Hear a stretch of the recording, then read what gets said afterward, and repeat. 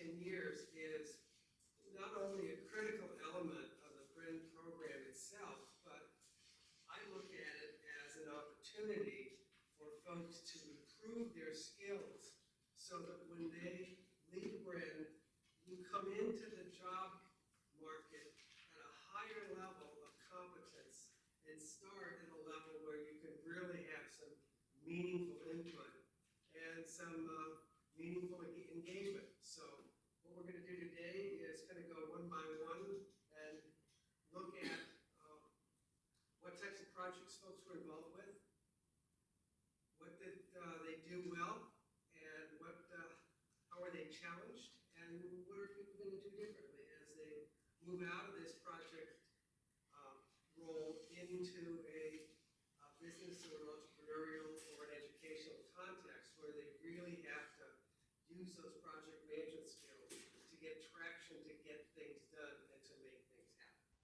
So, Karen, we had three basic parts, and what we're going to do is kind of break this into a set of 3 or so questions. I may come back and ask some of the panelists to be more clear or elucidate on what they mean by certain things, and we're going to have fun with that. Then we're going to move on to the next topic, and we're going to play it a little loose today. But I'd like to ask the folks in the audience if you have questions, comments, observations, or need further clarity from any of us to please jump into the fray, and we'll make this work. We'll make it valuable. Aaliyah, you want to start? Sure. So my name is Aaliyah Rubenstein. That's really loud. I was the project manager for my group, and we evaluated various management strategies for a commercial swordfish fishery off of California here. Alrighty, my name's Casey Garrett. I was a web manager for my group, and our group project was evaluating water-related risk within the supply chain for insulin. And yeah, it was nice. Hi, I'm Lisa Campbell. On paper, I was the data manager for our group, but really we split many of the roles. Our project focused on developing a behavioral-based energy conservation program for UCSB. I'm Julia. I got to control the money. And our project looked at the implications of low flows and low reservoir levels in the Colorado River Basin on a couple of different stakeholder groups such as hydropower, water supply, recreation, and the environment. The question of roles was kind of raised, and I'd like to kind of tease that out a little bit. As you got started with your individual projects, what degree of clarity did each of you have in terms of what your role was, where it stopped? Were there clear boundaries, or did everybody mix things up and get in each other's way? And if so, how did you get yourself straightened up and going back in the right direction? And any takers are good. Well, I can speak to that. So we all chose the roles. You know, we kind of, 3 of us want to be project manager pretty much, and we couldn't do that. And so we, compromised. We were like, okay, one person will be project manager for the first quarter, and then these other roles have to be filled. So the finance manager, data manager, web manager. The only role that stayed consistent was the web manager. We only had web manager for the entire year, but he also did a lot with finance and data. And the roles, there wasn't a fine line ever. Roles were constantly being switched, lines being crossed, and not in a negative way, but sometimes a person would take on a role as project manager for a certain aspect of our project because that's what was natural. And so I understand the importance of having these roles delegated, but if it's just natural in your group to have them vary from person to person, that's what we did, and it ended up working out well for us. Other comments on roles? Yes, so I'll say that I think that this is something that will vary a lot between groups depending on the people within the group. For us, it seemed to just fall naturally for everybody Everybody got the first, like their number one choice for manager, whatever part they wanted to do. It worked out really well. But some activities didn't get as much, some roles didn't get as much activity as others, and we were able to work, everybody just filled whatever task needed to be done, and it worked really well for us. I don't think there was any stepping on people's feet at all. There was none of that within our group. Yeah, I'd agree with really those sentiments as well. We also had a group like Lisa where a lot of us want to be project manager, but we then just had one person who, we just decided this Kathy really stepped up in the beginning, so she kind of felt like she earned her spot, and we all agreed with that. And then people kind of just picked other options, and I'd say there was a lot of fluidity in a lot of the positions. Project manager was definitely one where Kathy took the main kind of point on making sure things were on task, but for maybe smaller things, people would then kind of take initiative and make sure certain aspects of the project were shepherded in a proper way, but I don't think people were really stepping on toes. I feel like the web manager in general is one that kind of almost could and should be siloed to one person, because with it, you almost have this aesthetic product, and if you keep switching between it, you may have that kind of switch back and forth. So I'd see that's maybe one scenario where people step on toes, but I don't know of any groups that swapped web managers. I kind of think most people just had one, they made the site, and that was it, because it is kind of low impact compared to the rest of the projects. Everything else just seemed to work out where, yeah, we were able to manage all the responsibilities without getting in each other's way. Let's see. Our group was really, everyone had their jobs, and to be honest, we didn't have a lot of money, so that wasn't really a big deal. We didn't really have any data either, so that also wasn't a big deal. And our web person stayed through the whole time, but definitely there was a lot of collaboration in terms of do you think this looks good, and helping him design it.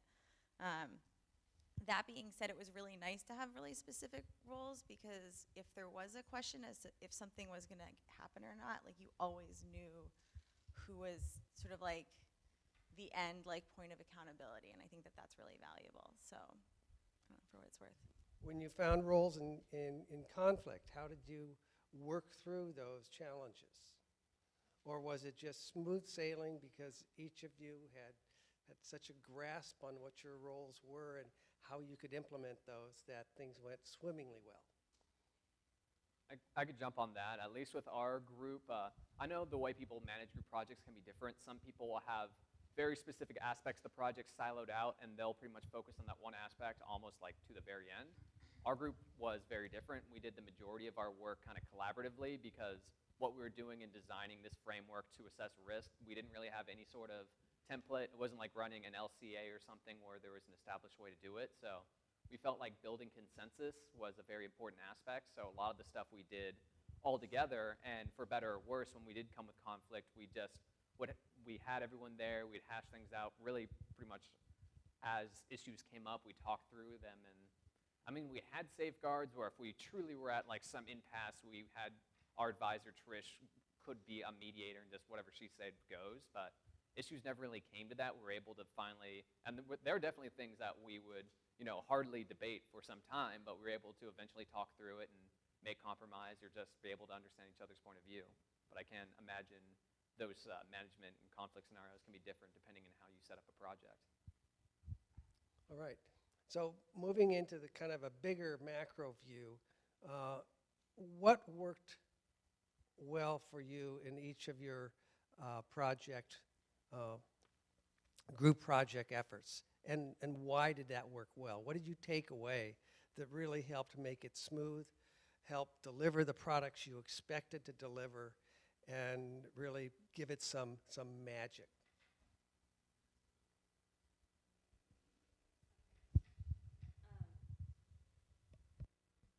Okay, sorry.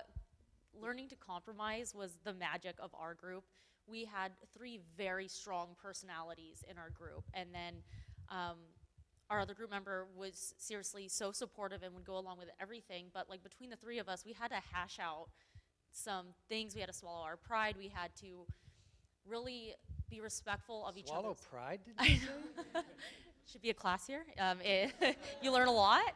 And then you end up with an even better end product, but you do have to take that step back and respect different working styles and be willing to change, you know, your point of the way you normally work or the way you think things should be done, and then really take a bigger picture and appreciate everybody else's input. And I would say definitely a lot of compromise happened in our group, and I'm glad it did, because everyone still felt respected. Everybody still had their ideas and inputs well received, and we kind of just made it work that way. All right. Any others? So the way our project was set up, there were sort of like 4 different focus areas, and we each took on a different focus area. So it's almost like we had our own mini project within a project, and I think that that worked really well. I mean, that's just the way our project was set up, and not every project is that way, but it worked well because we all had ownership over like one little part of what we were doing, and then brought it together. And we would check in with each other every week, but I don't know, we didn't really have a lot of conflict in our group. And I think that that's because there wasn't like as much to compromise on. So. And I think communication is key. Good communication between your group members, especially if you have a larger group. I had a group of 5. So regular communication, figuring out what works for communication within the group, as well as with the clients. Our clients were always very busy, so that was a struggle at first. So figuring out the best way to communicate with the clients is very important. And you're working with this group very closely for a year, and you develop a strong bond with your group members, but also there can be tensions that arise. So it's really important, I found, that making time outside of the group project to have fun with each other, schedule some fun time with each other is really important to develop that bond further. All right. So relationships really came into play in terms of the communication piece. And were there protocols that you went through, or was this just kind of off the wall, on the fly, naturally evolving in terms of the communication that happened within your respective groups?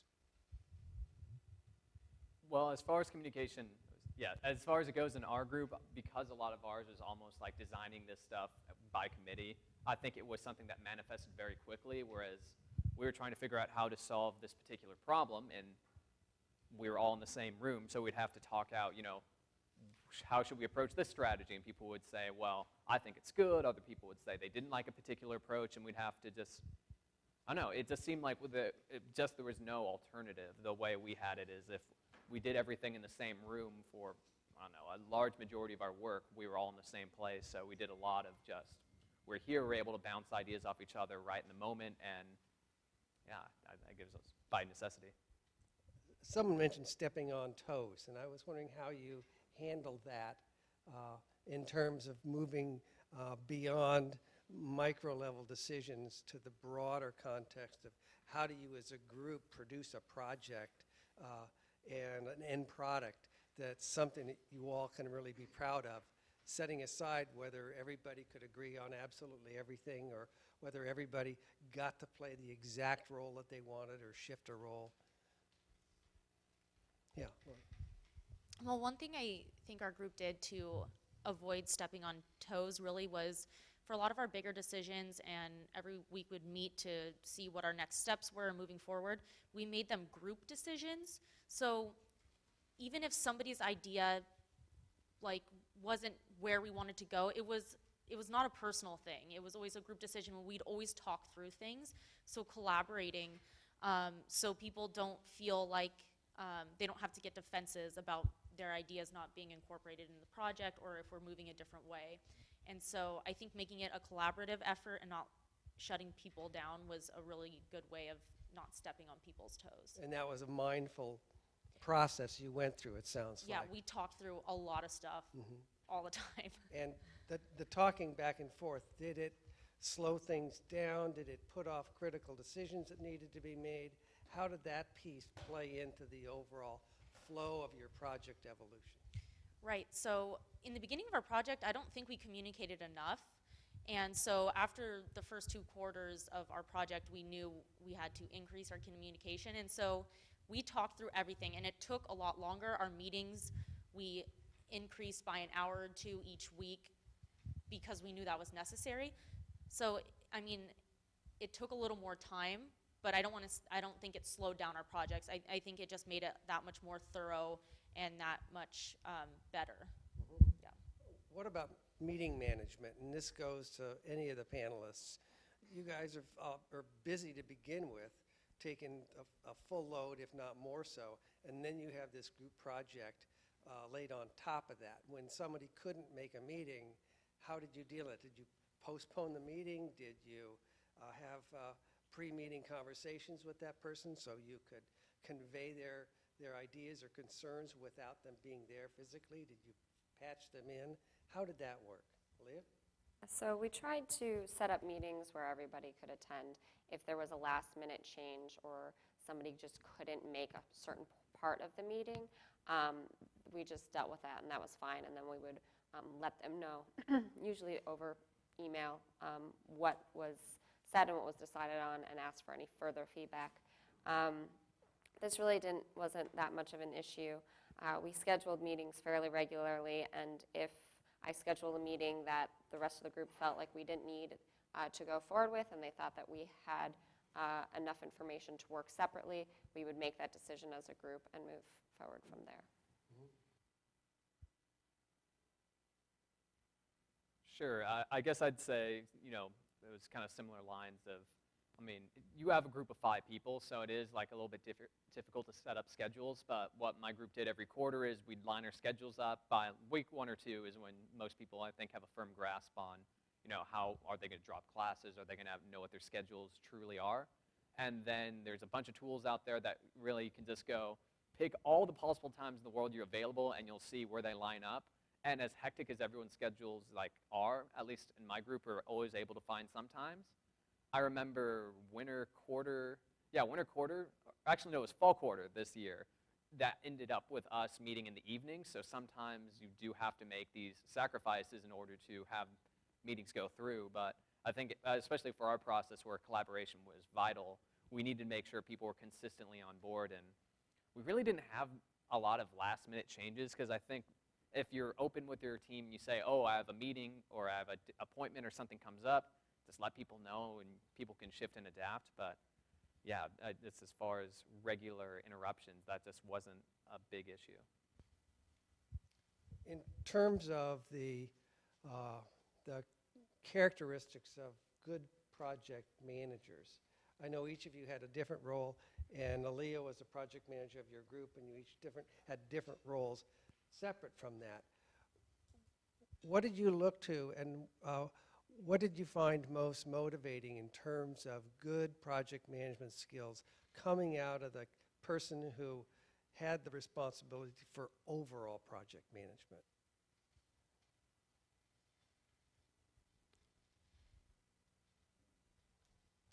Julia. Oh, there we go.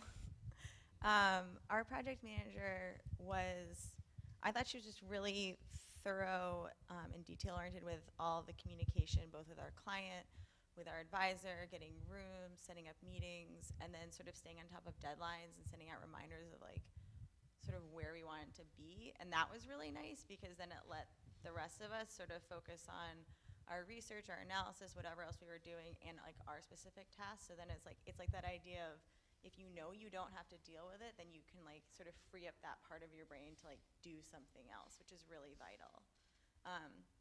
And then interestingly, I actually saw this happen with maybe a couple different groups. In the winter, I watched our project manager switch more from doing, her little research part was done, and she did a really good job of working with each of us individually on the pieces that we were maybe having more trouble with. So it was less physical or mental hard work, and more sort of moving the pieces around in the puzzle to make it all fit. And was your manager, were they more of an aspirational and motivational style of person, or were they down to earth, get things done, administrative, check off the pieces on the checklist, or where did they fall in the middle of that? Yeah, maybe somewhere in the middle.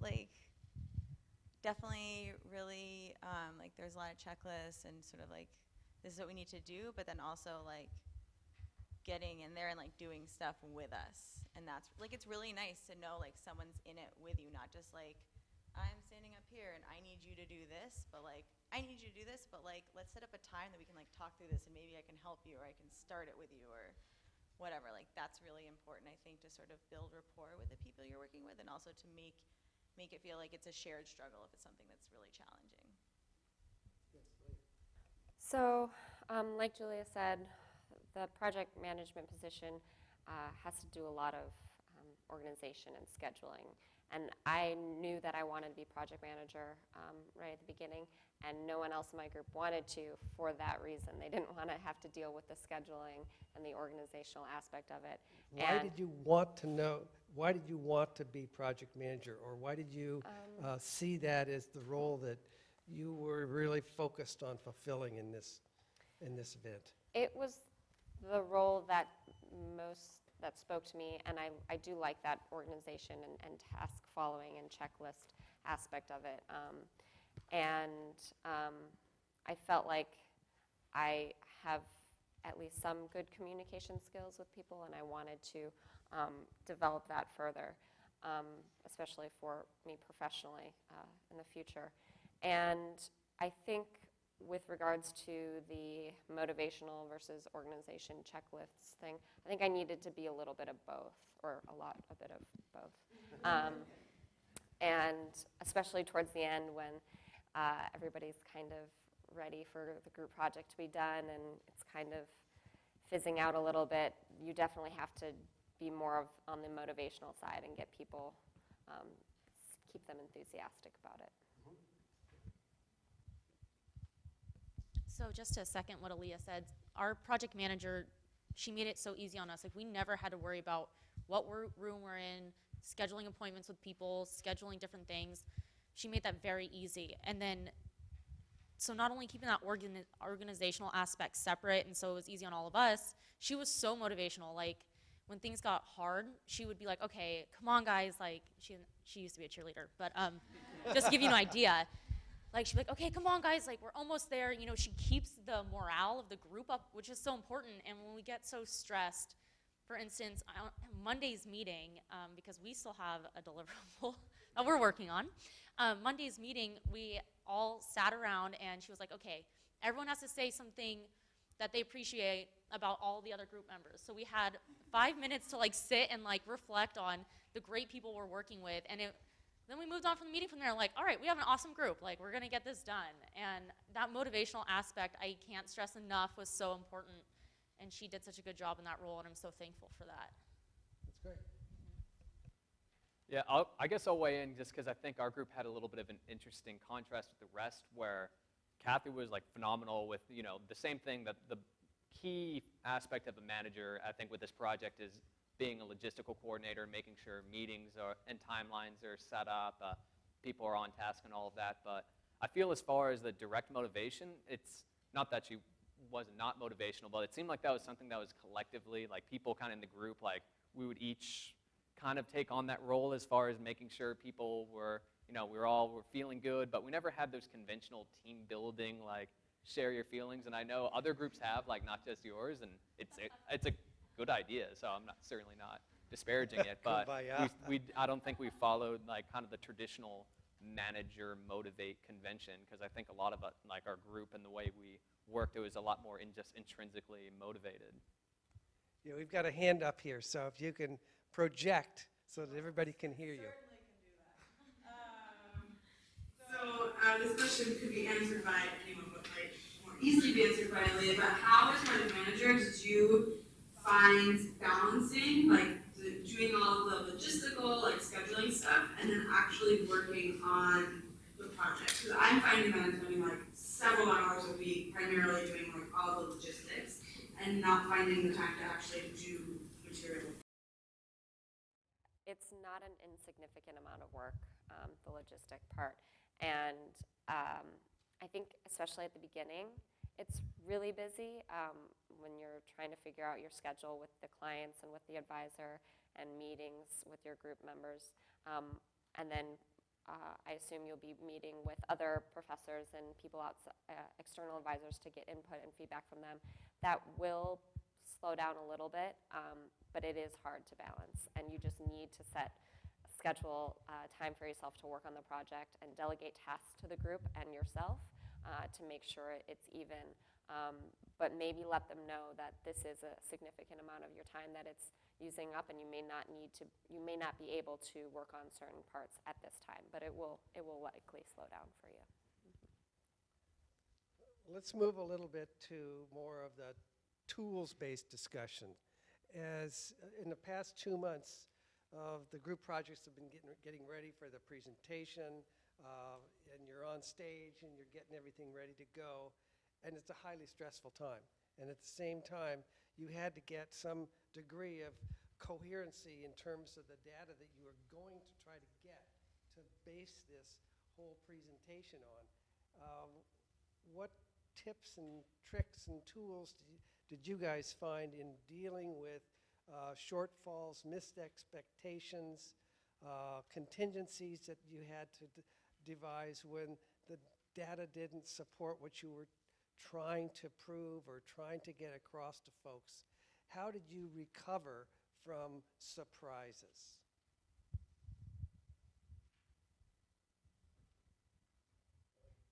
So,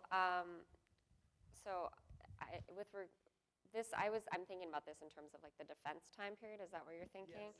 So, our biggest challenge for this project was the availability of data and getting A surprise. Yeah.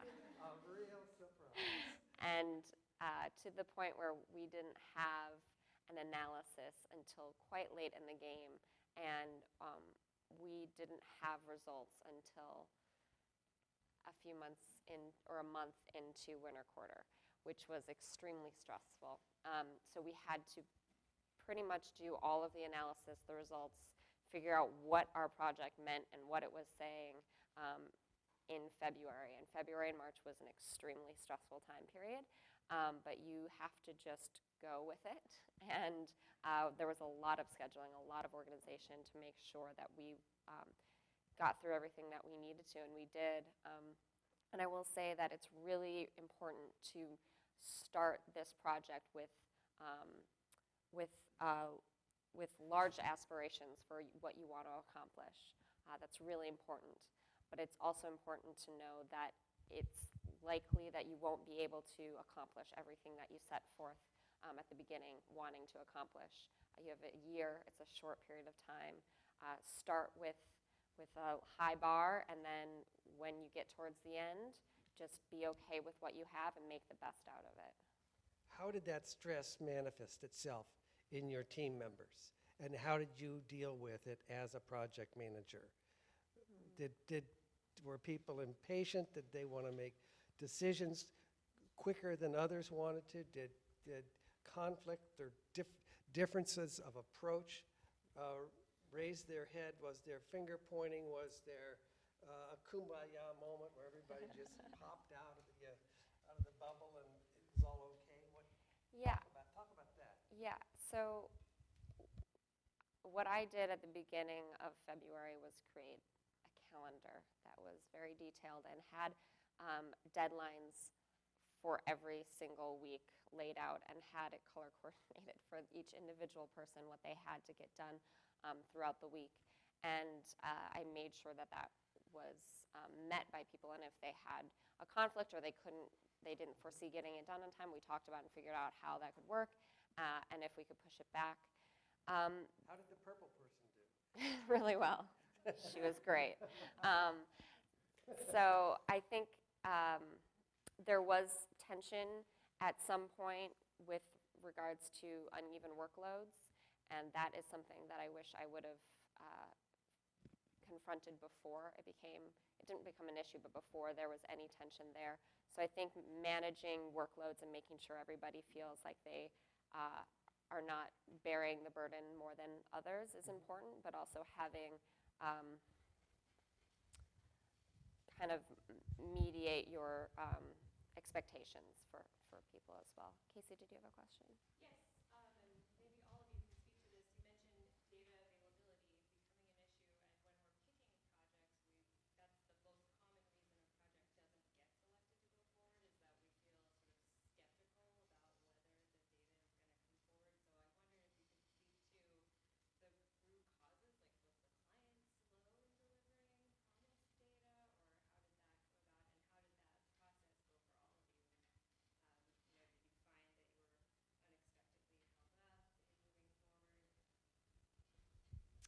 Well, I'll start because my group is an anomaly and we had so much data from the beginning. We had a super amazing suite we could access with all of our data that was uploaded every 15 minutes.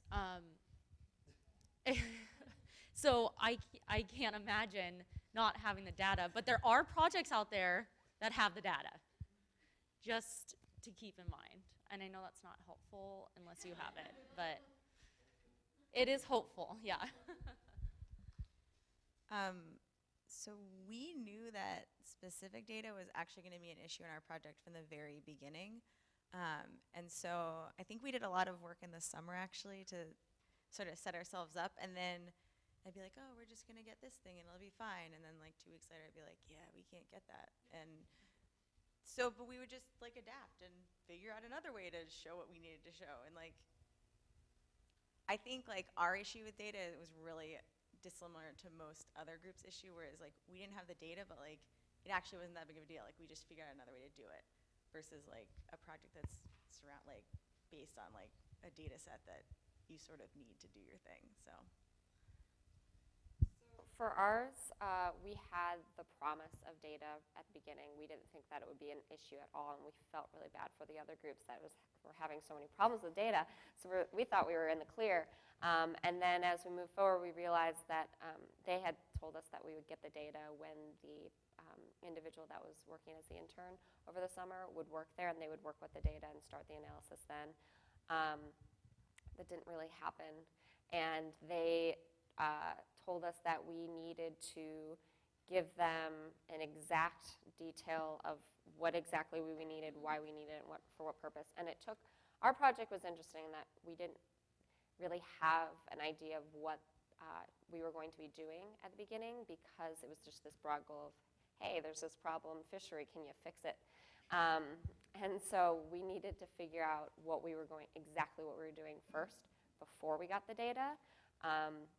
So that took a while, and finally when we did tell them what we needed, it just was an unfortunate series of questioning and miscommunication with the clients, and we finally did get it in the end, but it was a struggle, and we had to go to many different people to get the data suite that we ended up with in different departments and states and everything. It was a struggle, but we made it work, and we got the data in the end. And there was a lot of assumptions with our data, but we went with it. Yeah, Aaliyah, I have a question on that. So Yeah. just seeing how a lot of our friends had struggled getting data, but wasn't it scary because you were like, okay, this is exactly what we want, this is exactly what we're going to do our project on, so you base all of that work and time when you don't even have the data. So Yeah. like, is that a recommendation, like, or is that something that you guys just had to do and no matter what you had to go with it? Yeah, it's hard because a lot of the times you can't really know what kind of results or what kind of project you're going to have without knowing what the data, what data are available. So we just communicated with them a lot, let them know what we needed, and they told us that we could potentially eventually get that. But it was a struggle, and in the end, when we did finally get the data, there were a few shifts in what we knew we needed to do and what we knew we couldn't do once we saw the data.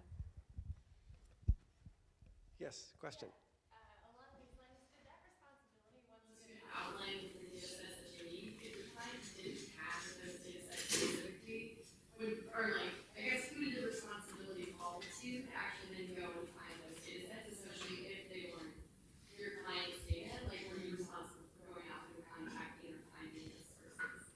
So we had 2 data managers. So they both would work on that, but then the other individual who was the intern over the summer, because she had a larger network of people that she worked with over the summer, she would reach out to those different individuals within different departments, and they would tell her who to speak with and where to get those data.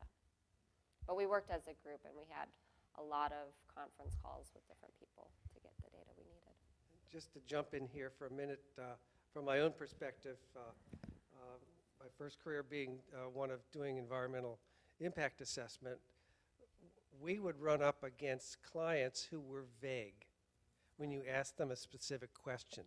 And we had to use our counter-intuition to try to understand what that vagueness meant and what messages it was sending, because more often than not, they either had the information and didn't want to share it with you because it may not be in their apparent best interests to let that information out beyond the walls of their own institution. And others, it was more that they were a little bit ashamed that they didn't have the information, even though they knew they should have, but somehow they didn't. And so we had to find another way to wiggle around and adapt to that inability or an unwillingness to provide information that we needed that was critical to coming to a conclusion regarding whether a project had a particular focused, significant impact on a particular resource.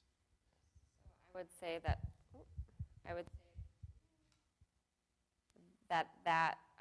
was definitely apparent with ours, with the first note that you said, that we could see that there was potentially one of the reasons we weren't gaining data was because they wanted to use it for a project of their own. And then additionally, because we were working with a government organization, they just weren't sure if they had the ability to share certain data sets with us. They didn't know if it was in their jurisdiction to give that to us. Interesting. Yeah. Was there another arm in the air waving at me? Yes. So, I'm sorry if it's late. So I'm learning this financial. Julie. Okay, so you mentioned your group did not have a lot of money, but say for instance your group has a lot of money, and you want to portray to your group that we do have a lot, but let's be resourceful and not, let's still keep a strict budget, thinking we don't have a lot of money kind of thing. So in terms of this very specific, talking about plane flights, we should really be ahead top of this, and if we could save $100 here and $100 there, that would be really great for our group. Just trying to bring that idea. I know it's pretty specific, but just how we're portraying this is still budget and we need to be good with that. Yeah. Did you make a budget for your group?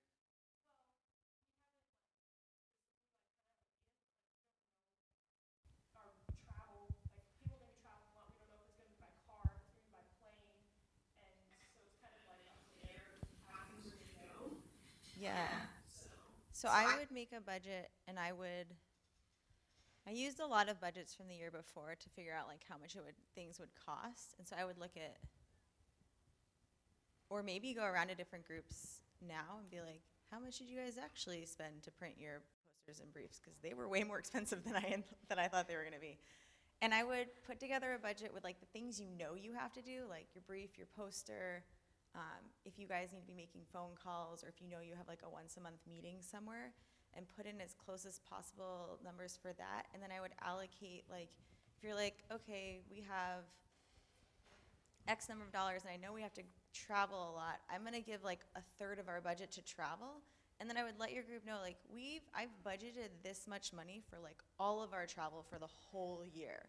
And so because we don't know what different prices are going to do at different times, it's really in our best interest to always get the lowest possible. And I don't know. Yeah, so we had $1,300 to work with. I have no idea how much you have to work with, but it wasn't that hard. We went to Hoover Dam, and I had Skylar getting $50 hotel rooms that we all piled into, and it was, we dirtbagged it. It was great. So I would just say, I'd also say you could say it like that, you don't know what's going to come up. Maybe there's going to be an awesome conference for you guys to go to in the spring, which you can still use your budget for. But if you spend all your money on first-class plane flights somewhere, then that sucks. You have to pay for that out of your own pocket. So use the money you have, and I'm sure you'll find something to do with it later, like business cards, whatever. So Julia, you were the financial manager of your project team. Did you consider and you dealt with dollars and cents. On the cents part, did you think about the dollar cost of the time that people were investing in the project? And did you have almost a billable time approach to trying to establish how much time people were going to spend on the project from the outset, or was that something that came later or not at all? In terms of us as students, how much Yes. time we were going to spend traveling and whatnot? Right. If you if you were to assign, say, a value of $50 an hour to each of the Be people very on your nice. team, you're gonna have to be pretty critical of how each member of the team spends how much time before you go over budget with the Yeah. amount of time you've allocated. And it ends up that on many group projects, people spend an inordinate amount of time. If they were actually charging for that amount of time, they'd be working for free for half of the group project. And how do you deal with that I in terms mean- of time management? I think that's a really great point, but considering we are not being paid to do this, we are paying to do this, like, it was hard to really be like, well, I value, like, it's worth it for us to go over budget and pay out of pocket for a plane flight to Las Vegas versus driving, you know, Okay. 6 hours round Sure. trip. But I do think that's a really valid point, like, in the future, like, sometimes it's just worth it to pay more money to do the faster thing Because in general. your future employers will want to have an answer to that. They will want to see you be able to demonstrate a certain degree of proficiency in time management and putting that into the equation, because you're in a different solar system once you're working for either a private firm or an NGO or an agency. Just kind of an observation. That's a good point.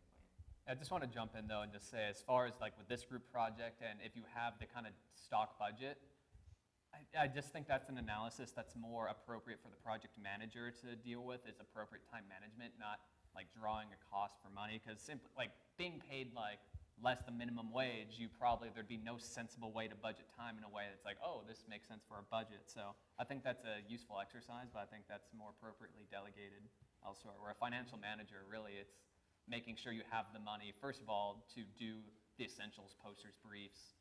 If you know you're going to conferences, have all those things settled, and maybe even having a little bit of like slush fund left over for things, because there will be things that you don't know are happening yet that will, whether it be a conference or you're entertaining clients, or like for our group, we spent very little money on just about anything, but then at the very end we had 6 or 8 clients come down for our defense, and then to give them any sort of food, we had to cater directly through the hotel, which was extremely expensive. So it's things where sometimes there's not opportunities to be thrifty and having, I think in most cases, people, like, it's hard to spend the money poorly because the way you can spend the money is so restrictive.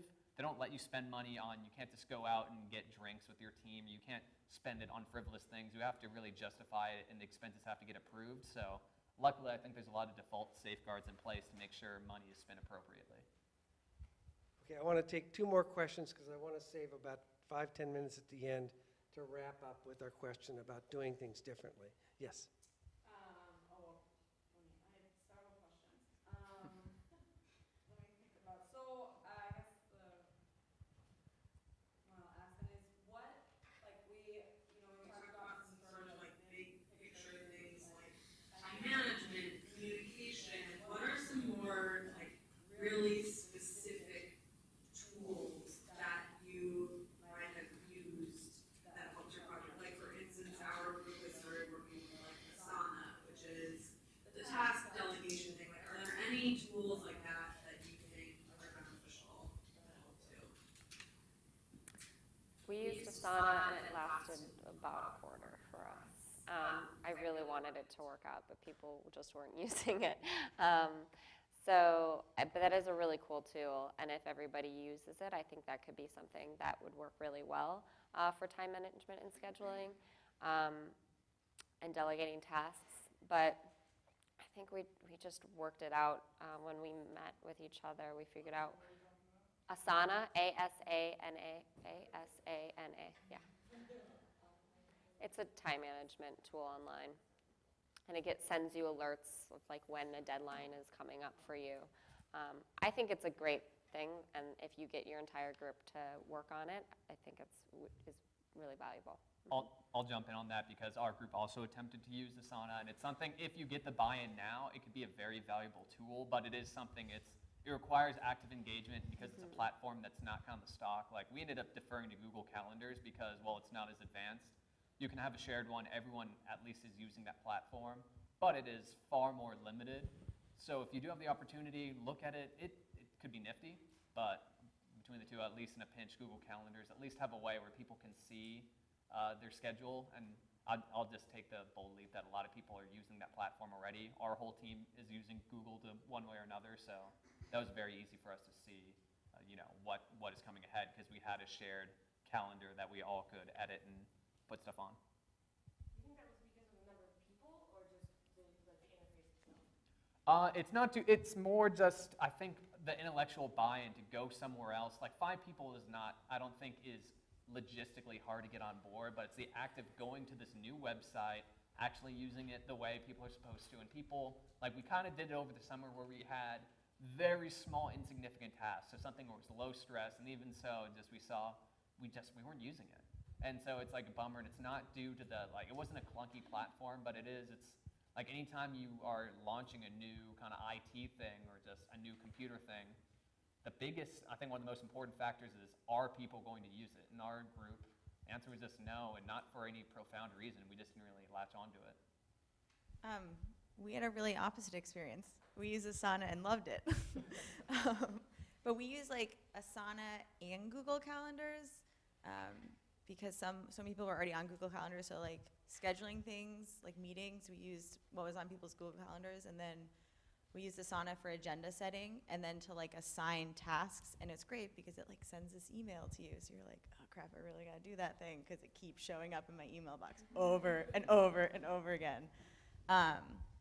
Use it a lot in spring and fall, not so much as in winter, but there were less nitty-gritty tasks and more you just need to write, so do it kind of thing.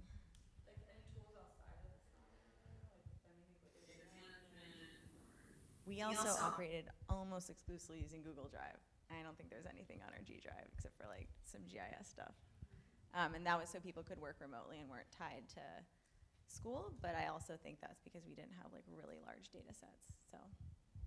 Yeah, I'd say also Google Docs and so Google Docs and Drive, Dropbox are all whatever. Just find a cloud platform that your group can get behind, and that's gonna be great, because of course you can remote log in and go to the shared drive, and you'll find different reasons to use each one. But I think definitely having some cloud platform is great. Another thing I'd recommend just for web managers, if you're so inclined, I'm not sure which ones they mentioned, but most people, I think the standard now is Weebly, but I used a platform called Strikingly, and it's similar, just drag and drop sort of thing, but it just gives you a single page aesthetic, the ones where you just scroll down, you don't click on, you don't navigate to different pages, it's just all in one. So I think it's another opportunity, and I think it was a nice one to use. So just another one to keep in mind, because I think things are I almost feel now looking at a bunch of websites from a couple years, you start seeing, even on the real world, it's oh, this is definitely based in Weebly. So it's something, an opportunity to pick something that's a little bit different. Yes, 2 last questions. I have a question about what went on over the summer. For example, my group wasn't offered a summer internship. Maybe some other groups are offered one. And so for those groups who didn't have a summer internship, how did you stay engaged? Were you expected to stay engaged? And how many of you were engaged? And then of the ones who had a summer internship, or only one person, or maybe 2 people went, what did the people who didn't have the internship do? So with ours, we did have one person doing the internship, and I think we went into the summer thinking that she would do a large part of the summer work and that other people wouldn't have time to work on it because that was her internship. And it ended up being that she couldn't work on our project as much as she wanted to. So other people had to do some work in the summer, but not as much got done during the summer as we had hoped at the beginning. So I think, especially with yours, I think it's a good opportunity that you don't have necessarily someone working on the internship, so you have to set out at the beginning of the summer and delegate tasks and maybe projects for each individual. I think that would be probably the best way to do that, and talk about time availability and who can do what, and if you set some form of goal, do what you can to reach that. So I worked half-time on our project, and then 2 other people in my group spent a little bit of time working on our project. But this, I think, goes to a bigger question of like workload and time management. We, at the end of school last year, were like, just had a really honest conversation about like realistically, like how much time do you think you're actually gonna have to spend on this? And so we like allowed people to be like, one person was like, I have this really intense internship, like I'm not gonna be able to do anything. And we're like, great, you don't have to do anything. And I would say like, we did that throughout the year. So it's like whenever, you know, like last, I think fall quarter, I sort of like got my ass kicked in school, and weeks that I had a lot of like reports to do, like the other people in my group would be like, I know you're really, really busy, so like why don't you not do that this week and like you can focus on it next week. So having those kinds of conversations, but the way that we stayed connected over the summer is we had monthly Google Hangout meetings. And it was actually really fun because it's like, a person that I'm gonna spend so much time with for the next year, get to see you for like, cause you're gone for 4 months. So, and it was like just a way to talk about things and sort of update each other on what we've been doing. And it felt like it was hard to get back into it, definitely like in October, but it just felt a little bit easier because we'd sort of been thinking about, I mean, I'd been thinking about it a lot, but I think everyone else had also been thinking about it a little bit over the summer as well. So I would definitely suggest that, even if you're not working on it. Sarah Catherine, last question. I feel like with every group there's bound to be one or several people who are a bit more, client-oriented, want really high products on time, like on the ball kind of thing, and others, not that either is good or bad, and others that are a bit more, well, this is what we've done for the week, it's adequate, it'll do, like, let's get it in now, because that's more important. What were some of the specific strategies you used to make sure that you were still delivering, like, high quality, timely things, like on timeline, without overburdening everyone or stressing everyone out? I mean, there's always like the good communications and the, compromising between different people's needs, because I guess in the end that's a bit of a people issue. But were there other strategies, I guess it's a bit more project manager related, but that your teams used overall just to make sure so you were meeting those 2 goals without stressing everyone out or making anyone feel like they weren't working hard enough while still like being on the ball and delivering good quality work? Well, for our group, I think all of us were very critical about what we were turning in, and we were very realistic on the timelines that we put on ourselves from the beginning. So we knew when things were due, we knew how long they would take for us to do them, and of course there's some surprises and stuff, but it meant a lot to us to have things turned in that we were proud of. And I know that is different with every group and with every individual, but we just had that collective feeling that like we will make sure this is good before we turn it in. But it will be turned in on time because we had those expectations already. So, and we did what we could to not put unrealistic burdens on ourselves by like spacing out our quarter prior to the quarter beginning, saying like, this is the classes we're taking, so this is how we have to space out our group project in order to get it done in time. And that's when we ended up having 2 or 3 hours extra of GP meetings a week to make sure that we could dedicate that time to our project and turn in something good. Yeah. All right. Yeah, go ahead. Aaliyah, you want to? No, it's okay. Go ahead. Let's kind of bring this to a close with a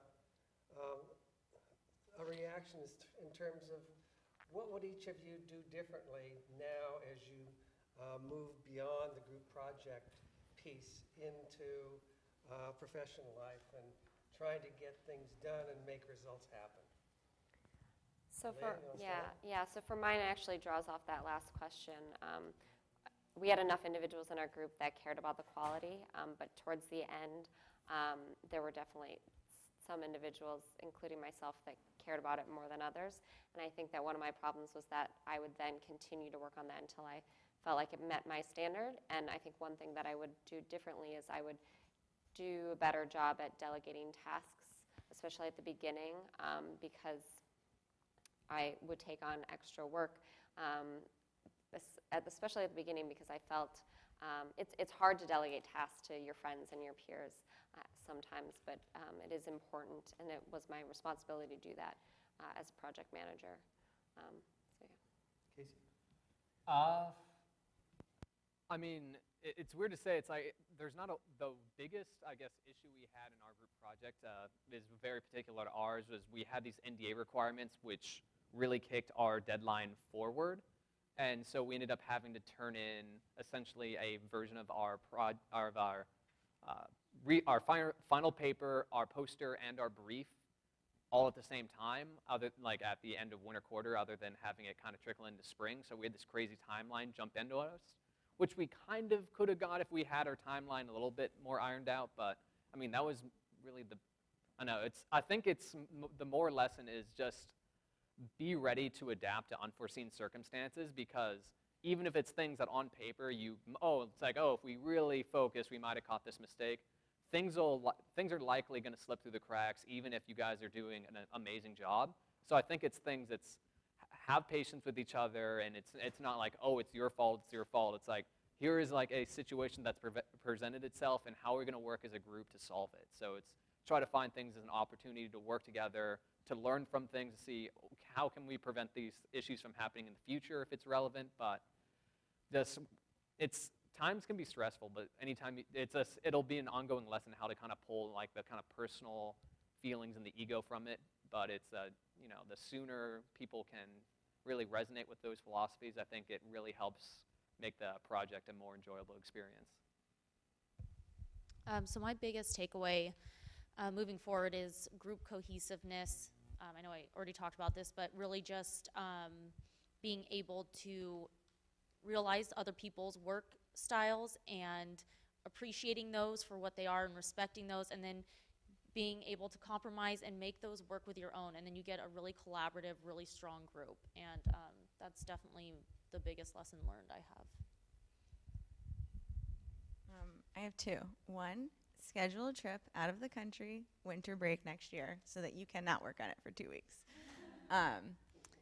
Two, this isn't necessarily something I would do differently, but I happen to be in a group where 2 of the 3 people were really, really good friends of mine, and we hung out a lot anyway, and the other became a really dear friend of mine over the course of our work together. And I think that was really, really challenging in some ways, because sometimes I was like, I'm so sick of you guys, I do not want to see you anymore. But when they were like, when the tensions arose, I found that I was able to have a lot more compassion for them, because I sort of knew what their life was outside of GP. It wasn't like this person that I just only saw a couple hours a week, and we worked on this really intense thing together, and then I never saw him again. Like, I would see him like out at night, or we'd like have dinner together, and I knew the other things that were going on in their lives, because the thing is that we're all grown people. We have so much else going on in our lives besides just school, and that, whether you want it to or not, trickles into your interactions with everyone you talk to on a daily basis. So being able to have compassion for that person is really, really important.